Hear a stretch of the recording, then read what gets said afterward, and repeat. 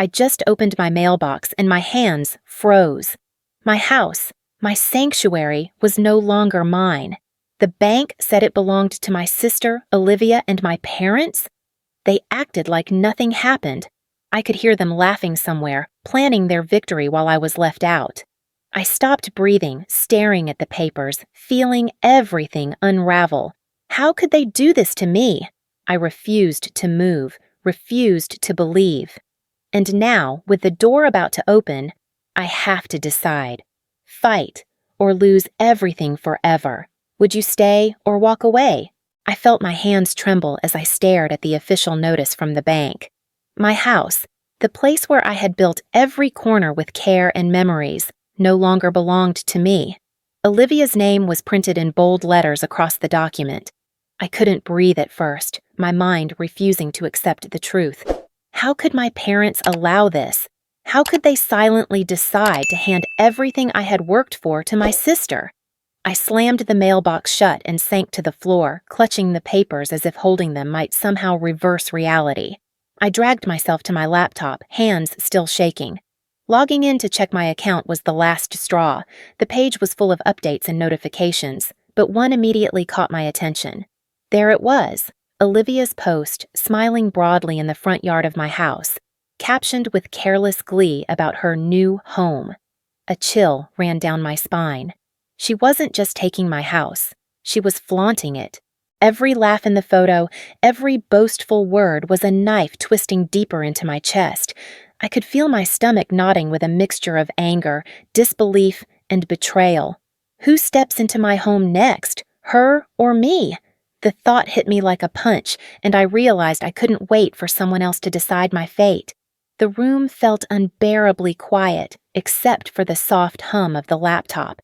I closed my eyes and tried to recall the countless nights I had spent planning renovations, choosing paint colors, dreaming about the future in this very space. All of it was gone, yet the walls remained, mocking me with memories I could no longer claim. I could hear faint laughter in my mind, like echoes of Olivia's smug post. I wanted to scream, to confront her, to make someone answer for this betrayal, but fear and disbelief anchored me to the spot. After what felt like hours, I finally let myself sob. The tears blurred my vision, dripping onto my hands, onto the papers I couldn't bring myself to throw away. I wanted someone to hold me, someone to tell me it wasn't true, but the house was empty, the world outside indifferent. For the first time in years, I felt completely alone. My parents had always been the center of my life, the people I trusted most. And now their decision had turned everything upside down. I felt the warmth of comfort slip through my fingers and leave a cold, hollow emptiness in its place. As I sat there, crying quietly, a small voice inside my mind began to whisper, fragile but insistent. You are not powerless. You can do something. You can fight back. I hated that voice.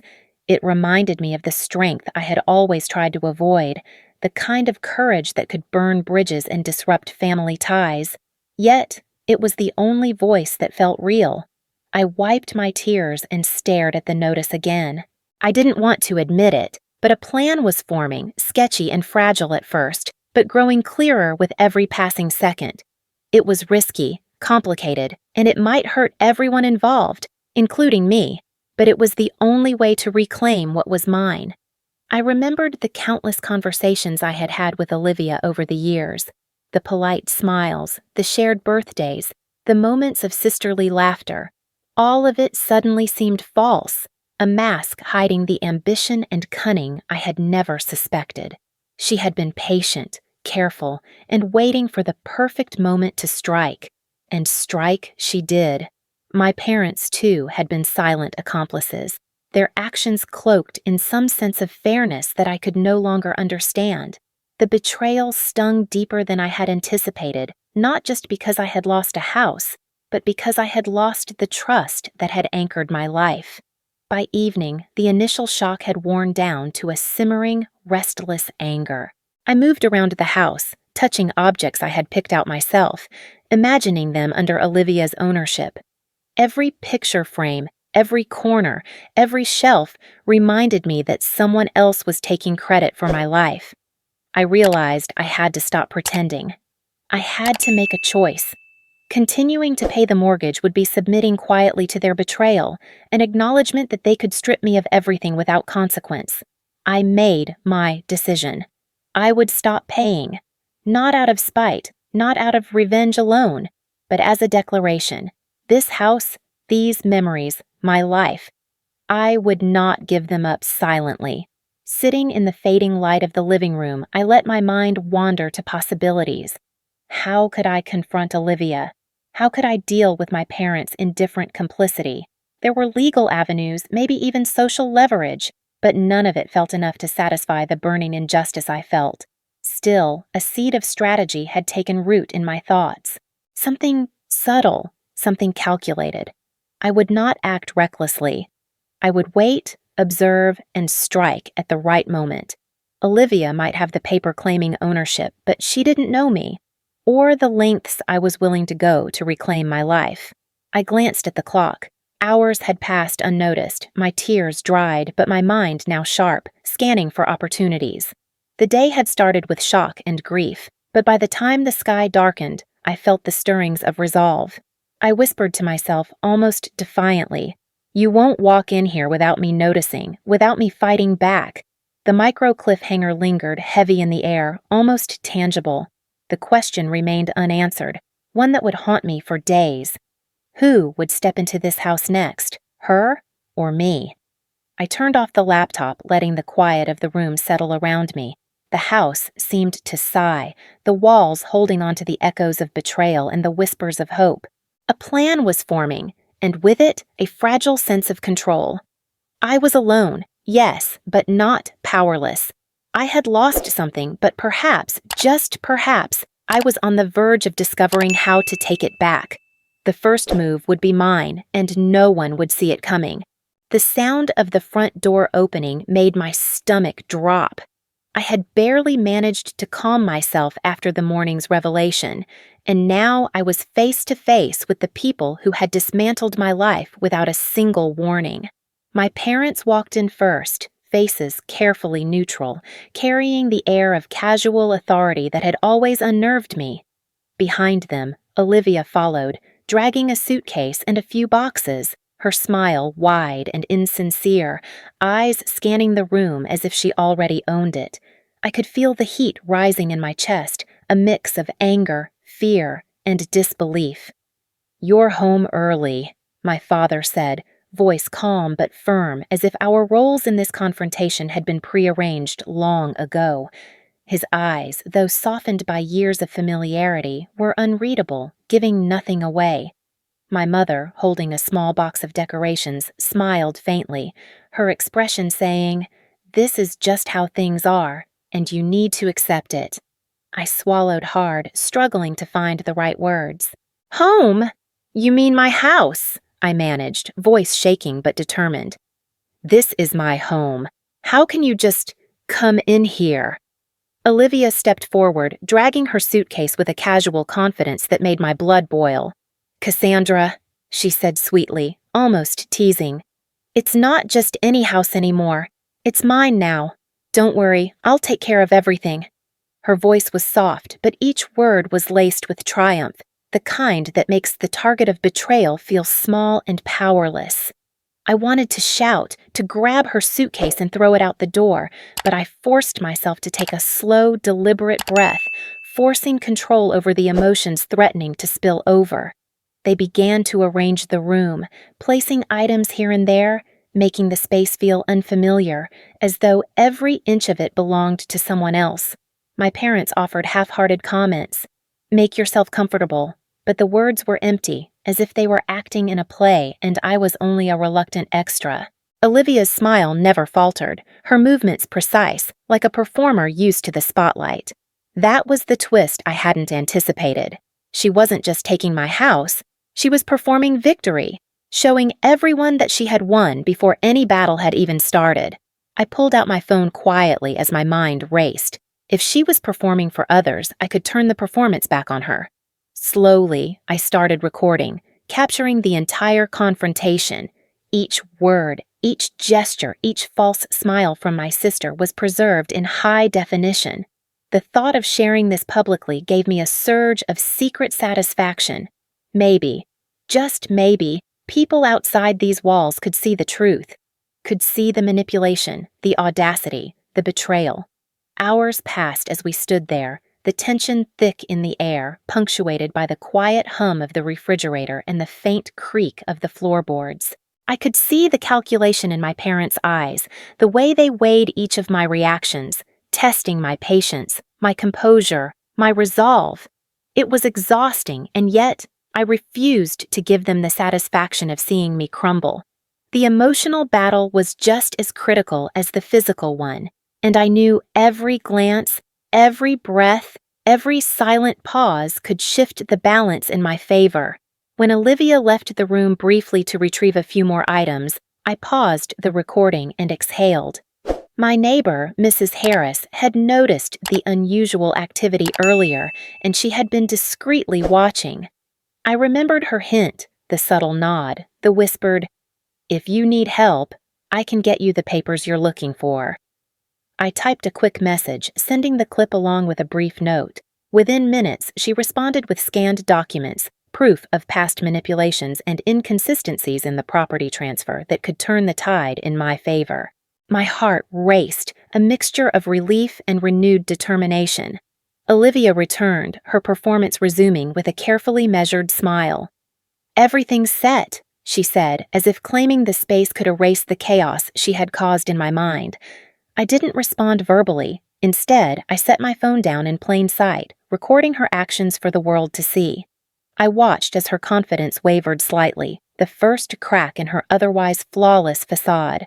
I could feel the tension of the room begin to shift. Even my parents' faces betrayed brief flickers of concern. My ally, hidden in plain sight, had given me leverage I hadn't known I could access so quickly. Throughout the evening, the room became a battlefield of subtle psychological maneuvers. Every comment I made, every step I took, was designed to reclaim power without exposing my vulnerability.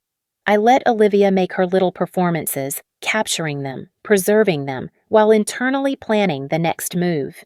The knowledge that the truth was now documented and that others outside these walls could see what had really happened gave me a sense of control I hadn't felt since the betrayal began. By nightfall, Olivia had settled in partially, arranging a few boxes but not fully claiming the space. My parents lingered, offering polite but meaningless reassurances, and then departed, leaving me alone with the evidence, the tension, and the possibility of turning everything back in my favor. I sat on the couch, exhausted but resolute, reviewing the day in my mind. The confrontation had tested every part of me: fear, anger, despair, but it had also revealed the hidden levers of power I could use. As I reviewed the clip again, I felt the pulse of a strategy forming. Each action, each carefully recorded moment became part of a broader plan. Olivia had shown her hand, and the world had witnessed it, even if only through the discreet sharing of evidence. I knew the next steps would be even more delicate, requiring precision, patience, and nerve. And in that knowledge I felt a flicker of hope and a spark of defiance. The firestorm had begun, but I was no longer helpless within it. The morning arrived with a new wave of dread. I opened my mailbox and froze. Another letter from the bank, stamped urgent.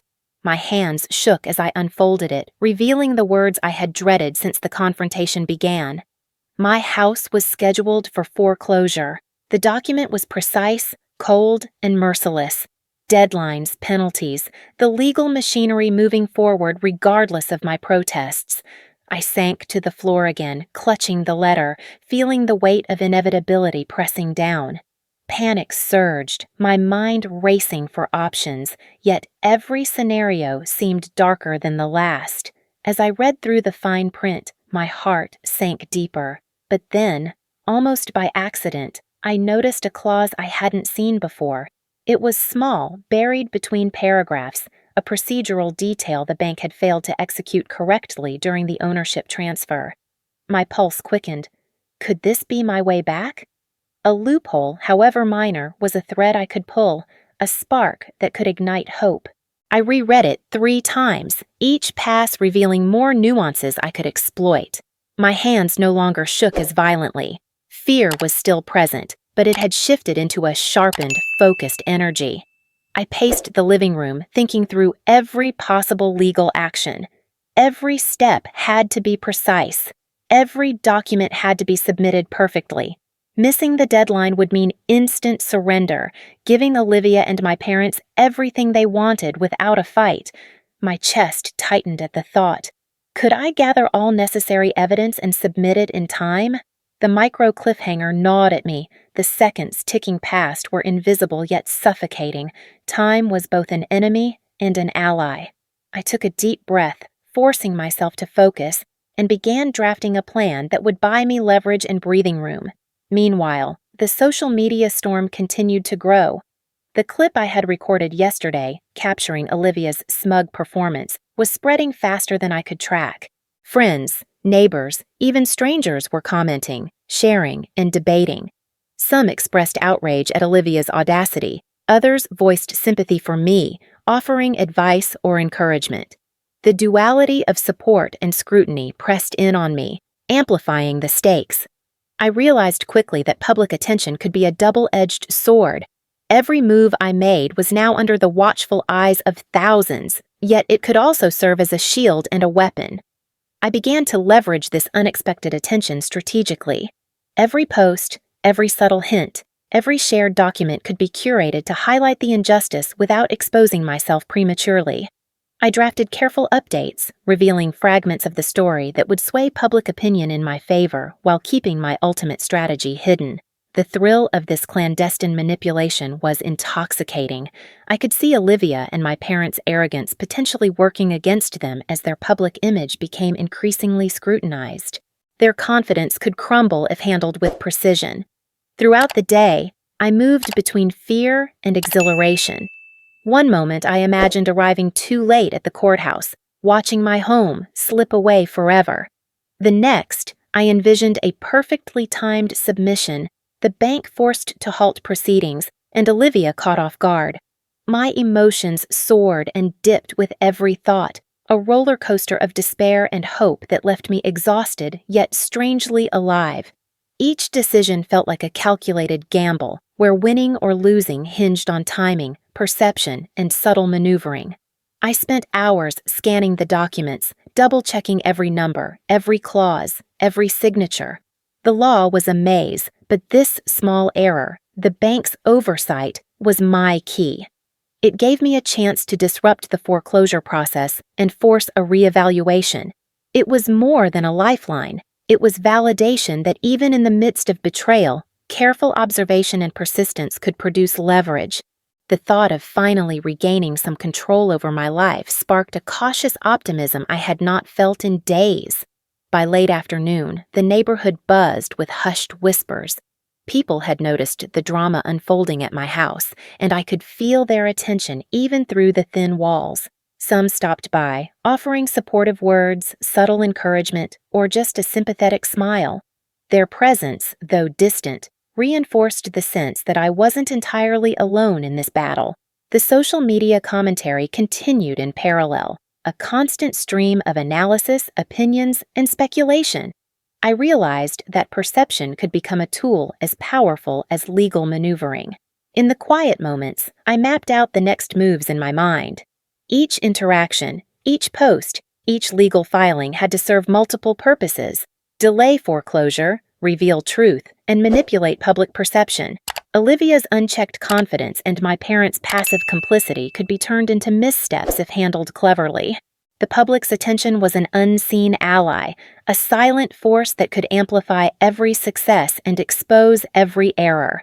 I imagined their reactions, their outrage, and knew I had to time each revelation for maximum impact. By nightfall, my plan had taken shape. I had compiled documents, prepared social media updates, and arranged for discreet assistance from Mrs. Harris and a few trusted allies. I had transformed panic into purpose, despair into strategy. My emotions, still intense, now oscillated between fear and calculated anticipation rather than blind helplessness. The challenge ahead was monumental, but for the first time, I felt a measure of control. The foreclosure notice was no longer just a threat. It was the starting gun for a battle I was finally ready to fight. The day ended with a quiet determination settling over me. Olivia's smug confidence, my parents' silence, and the public scrutiny created a volatile mix, but it was a mix I intended to navigate with precision. Each micro-moment, each calculated post, and each legal maneuver brought me closer to reclaiming my home. As I closed my laptop and looked around the living room, the stakes were clear, the path uncertain, but the momentum was shifting. The world was watching, and now, so was I. The knock on the door came sharp and insistent, rattling the frame and making my heart jump into my throat. I knew who it was before I even opened my eyes. Olivia! Her footsteps echoed in the hallway, deliberate and confident, as if she owned every inch of the house already. I pressed myself against the wall, breathing shallowly, and refused to move toward the door. She could pound, she could shout, but she would not enter. Not while I was standing here. My chest tightened with a mix of anger and fear, a cocktail of emotions that left my hands trembling. "Cassandra, open the door," she called through the wood, her voice deceptively sweet. "I don't want any trouble. I just need my things." Her tone was calm, almost casual, but the underlying threat was unmistakable. Every syllable carried the weight of entitlement and a confidence that made my stomach churn. I gritted my teeth and shook my head. "This isn't your house," I whispered to myself, more firmly than I felt. "Not yet. Not while I'm standing here." She laughed softly, a sound meant to mock and intimidate, and leaned closer to the door, pressing her palm against the wood. The sound of her heartbeat, or maybe my own imagining it, seemed to thrum through the walls. I could feel my mind teetering on the edge between panic and determination. This was the moment I had feared since the bank notice, the confrontation I had imagined but never wanted to fully face. I was trapped in my own home, yet refusing to yield became a statement of ownership and defiance. Time stretched, each second thick with tension. My parents had stayed away, watching silently from afar, their judgmental eyes hidden behind closed blinds. I could feel their passive complicity, the weight of their approval of Olivia's audacity pressing on me. It made my resolve harder, sharper. I would not let them dictate my fate. I could hear Olivia's movements, the shift of her weight, the scrape of her shoes against the floor as she paced outside. Every subtle sound heightened the pressure, making it nearly unbearable. My breaths came in quick bursts, my mind racing through what-ifs and contingencies. Suddenly, the screen on my phone lit up with a message from Mrs. Harris, my neighbor. My pulse jumped. She had discovered something unexpected, a set of documents hidden in the property records that could invalidate parts of the transfer to Olivia. I opened the attachments carefully, scanning through every detail, every signature, every date. The evidence was subtle, the kind that could be overlooked by anyone not paying close attention. My fingers shook as I realized the potential it held. If presented correctly, it could halt Olivia's progress and give me the upper hand in ways she could never anticipate. I kept the phone hidden in my palm, the screen dim as Olivia's knocking continued. She was growing impatient, now trying the door handle only to find it locked. I felt a surge of vindication. This wasn't just a standoff of walls and wood, it was a battle of wills. My refusal to open the door, combined with the knowledge I now held, was my leverage. Olivia could not see the advantage shifting beneath her feet, and that made the moment electric with possibility. Minutes dragged on, each tick of the clock like a drumbeat of tension. Olivia's confident tone faltered slightly as she realized I would not give in easily. Her eyes, if I could see them through the peephole, would probably reflect frustration and disbelief. I felt my own emotions spike, anger, fear, and the first real spark of hope. The tide could turn, and I had the tools to make it happen. I whispered to myself, "Not today, Olivia. Not yet." Carefully, I began to draft a plan in my mind. I would need to present the documents strategically, to delay any further claims while strengthening my legal position. My mind worked like a chessboard, each move calculated to exploit the smallest weakness. I could feel the adrenaline coursing through me, mixing with lingering fear, creating a heightened awareness of every sound, every shadow. The house felt both like a prison and a fortress, its walls protecting me from immediate intrusion while amplifying the stakes of the confrontation. Hours seemed to pass in what might have been minutes. I checked the documents again, confirming every detail, ensuring there was no room for error. Then I positioned my phone to capture Olivia's next attempt at entry, ensuring I had a record of her actions, her intimidation, and her entitlement on display. If necessary, the footage could sway public perception or even support my legal arguments. The micro cliffhanger hovered between every knock and every glance at the screen.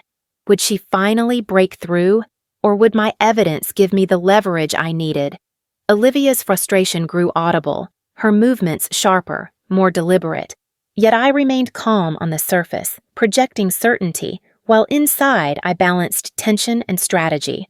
My pulse raced, my mind spinning through contingencies as the drama unfolded. Each second was a test, not only of my nerves, but of my ability to convert fear into action. Finally, a quiet knock came, less forceful, almost hesitant. Olivia had paused, sensing, perhaps instinctively, that she was no longer in control. My phone buzzed again with another message from Mrs. Harris, confirming additional irregularities in the ownership paperwork. Relief washed over me, brief and intense. The tide had shifted. What had begun as a standoff of brute persistence was transforming into an opportunity, a chance to reclaim my home without a single door opening forcibly. I exhaled slowly, letting the tension ease slightly, knowing that the confrontation was far from over, but that I had a secret advantage. Olivia would not predict the next steps. My parents would remain unaware of the evidence I held, and the micro cliffhanger of who truly controlled the house lingered like electricity in the air. For the first time, I felt the balance tilting, not through force, but through strategy, observation, and the subtle power of information. The documents Mrs. Harris had uncovered glowed with significance under the soft lamplight as I studied them for the 100th time. Each signature, each date, each scribbled note painted a story I hadn't fully realized until now. My parents had promised me the house years ago, a promise whispered in quiet conversations and reinforced by memories of their encouragement during renovations. Every kind word they had ever offered about my dreams for this home had been genuine, or so I had believed. The realization that Olivia had manipulated those intentions, twisting the paperwork behind my back, made my blood boil. I sat in silence, absorbing the weight of the betrayal layered upon betrayal. Olivia had thought she could sweep in and claim victory effortlessly. She had been confident, bold, unshakable. My parents had stood by passively, their inaction a subtle endorsement of her plan. And yet, here I held the key to overturning it. This wasn't just about property. It was about the truth finally surfacing. The emotional roller coaster hit me fully. Anger, disbelief, hurt, and the sharp sting of betrayal collided in my chest. I felt every ounce of what it meant to be undermined by the ones I had trusted most. But within that storm of emotions, clarity emerged. I could see the chessboard now, each piece aligned in ways I had only vaguely imagined before. I would confront Olivia directly, with evidence and strategy in hand. She would not anticipate the depth of my preparation. The power dynamics that had kept her confident for weeks were about to crumble. I rehearsed my words in my head, knowing that every tone, every pause, every expression would matter in this confrontation. I could almost see the shock on her face when the truth became undeniable. The next afternoon, I called Olivia to the house under the guise of a casual discussion about belongings. She arrived with the same smug confidence, unaware that I had everything ready. I held the printed documents in my hand, the pages heavy with implications. As she crossed the threshold, her smile faltered slightly, sensing a change in the energy. I motioned for her to sit, and she obeyed, still projecting that effortless superiority she relied upon so heavily. "Olivia," I began, my voice steady but firm, "there's something you need to see." I spread the documents across the table and watched her eyes widen as she took in the signatures, dates, and annotations proving that my parents had promised the house to me long before any transfer occurred. Her initial confidence wavered. She leaned back slightly, trying to maintain control, but the cracks were showing. She had miscalculated, failing to account for the evidence I now held, for the patience I had cultivated over weeks of planning and observation. My parents, observing from the corner of the room, shifted uncomfortably. Their passive support of Olivia could no longer mask the reality in front of them. I felt the tide turn in my favor as I calmly explained the details of the manipulation, outlining how the transfer had been executed under false pretenses. Every point landed like a calculated blow, unraveling Olivia's sense of security. Her smug smile slipped into a grimace, and finally, after a moment of silence heavy with tension, she stammered, I didn't realize. I thought it was okay." The emotional crescendo hit me then, a roller coaster for both myself and anyone observing.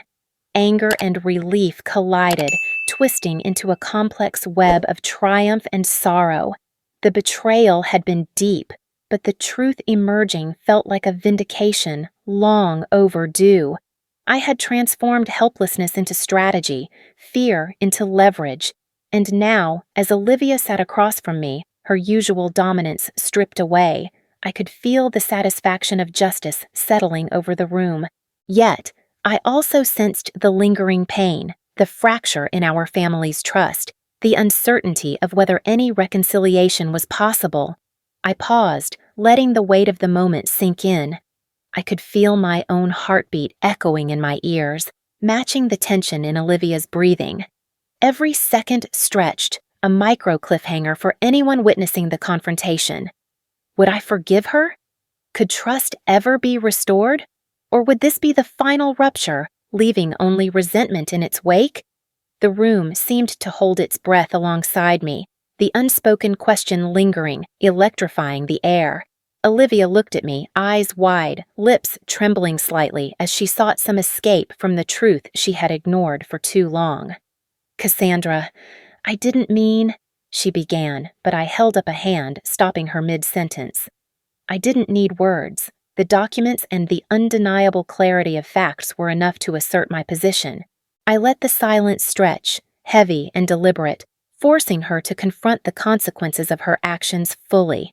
My parents shifted uneasily, realizing for the first time the depth of what had occurred under their watch. In that moment, I felt an unexpected mix of satisfaction and sorrow. The triumph was undeniable. I had won. The house was rightfully mine, the manipulation exposed. Yet the emotional toll was profound, a reminder of the fractures that lay beneath the surface of family bonds. I had anticipated anger, but not the lingering ache of disappointment in those I loved. The room was thick with unspoken truths, a tangible tension that could not be ignored.